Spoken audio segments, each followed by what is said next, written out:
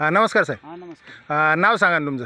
विक्रांत सुभाष कवडे. गाव शिंगे तालुका. तालुका राहता जिल्हा अहमदनगर. आपली मॅजिक मिल तुम्ही वापरलेली आहे, एक वर्ष 1.5 वर्षापर्यंत वापरलेली आहे पावडर.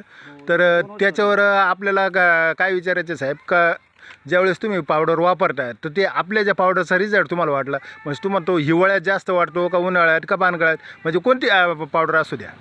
नाही तसं त्याचं हिवाळ्यात रिझल्ट चांगला आहे त्याचा. अच्छा. कारण ती मेंटेन व्यवस्थित होतं त्यावेळेस. हां.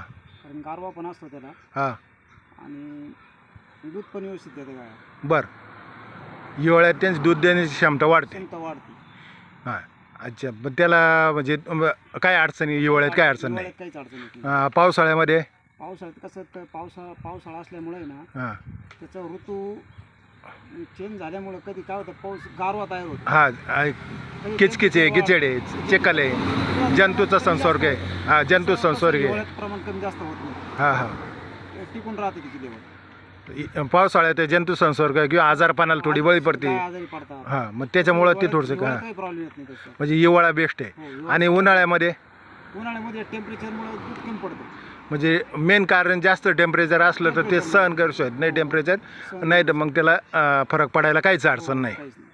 तसं हिवाळ्यात कसं असतं त्याचं हिवाळ्यात पोषक वातावरण वातावरण असतं, गारवा राहतो, हां, टेम्परेचर पण कमी असतं, त्याच्यामुळे दूध पण भरपूर निघतं. ओके. थँक्यू.